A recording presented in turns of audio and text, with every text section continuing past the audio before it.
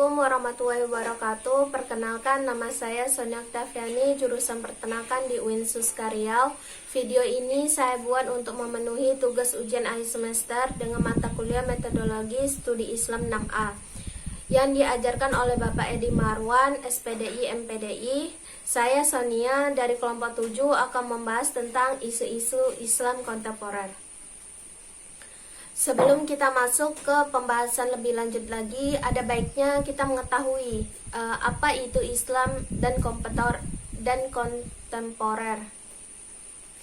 Islam memiliki peran yang sangat penting bagi kita semua, sedangkan kontemporer artinya dari masa atau waktu ke waktu. Menurut bahasa, Islam kontemporer adalah agama yang diajarkan oleh Nabi Muhammad SAW pada masa lampau dan berkembang hingga sekarang. Menurut istilah, Islam kontemporer adalah gagasan untuk mengkaji Islam sebagai nilai alternatif yang baik dalam memberikan solusi baru kepada semua temuan pada dimensi kehidupan dari masa lampau hingga sekarang. Nah, Islam kontemporer ini menimbulkan isu-isu. Kajian Islam kontemporer adalah hasil sintetis antara tradisi keilmuan Islam klasik dengan metode-metode baru yang berkembang dalam tradisi barat. Isu-isu politik kontemporer yang paling banyak direspon dalam pembahasan politik Islam antara lain globalisasi, demokratisasi, dan hak asasi.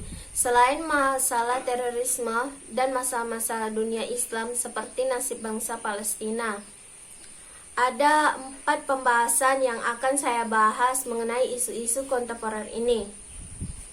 Yang pertama yang akan saya bahas ialah Islam dan HAM. Setiap individu memiliki persamaan naluriah dimanapun, siapapun, dan disinilah hak asasi manusia melekat. Namun, dalam perjalanan hidupnya, manusia melakukan penyelewengan, penipuan, pembunuhan karakter, atau menjadikan korban semua itu. Itulah ketika hak manusia terabaikan. Berbicara tentang hak-hak manusia dalam Islam, maka perlu dipikirkan metodologi yang digunakan. Masalah pertama yang dihadapi berasal dari pendekatan apa yang digunakan.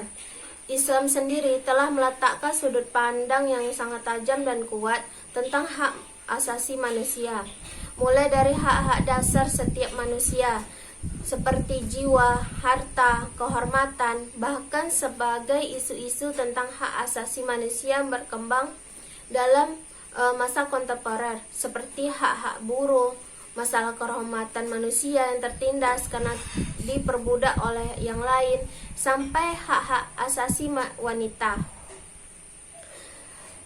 Pembahasan yang kedua adalah Islam dan demokrasi. Demokrasi merupakan sistem pemerintahan dari rakyat untuk rakyat dan oleh rakyat, di mana setiap orang yang mengambil bagian perihal keputusan yang akan mempengaruhi kehidupannya dalam bernegara.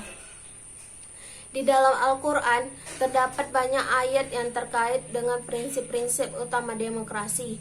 Antara lainnya, Quran Surat Ali Imran ayat 159 dan Asy-Syura ayat 38 yang berbicara tentang musyawarah. Al-Maidah ayat 8, Al-Syura ayat 15 tentang keadilan, Al-Hujurat ayat 13 tentang persamaan, An-Nisa ayat 58 tentang amanah, Al-Imran 104 tentang kebebasan mengkritik, dan beberapa ayat lainnya. Hubungan antara Islam dan demokrasi adalah hubungan keduanya kompleks karena Islam tidak hidup dalam kesegeragaman ideologi, sehingga penggunaan demokrasi sangat tepat di Indonesia yang mayoritasnya penduduk Islam. Pembahasan yang ketiga ialah Islam dan gender.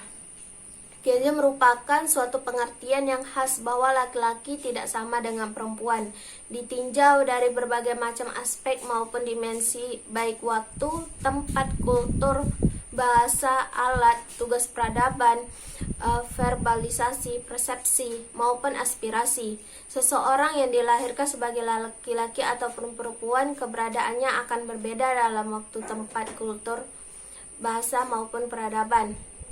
Gender, sebagaimana teori yang dikemukakan di atas, juga melahirkan atau memunculkan dikotomi, sifat, peran, dan posisi antara laki-laki dan perempuan. Kesetaraan antara laki-laki dan perempuan itu didasarkan atas nas.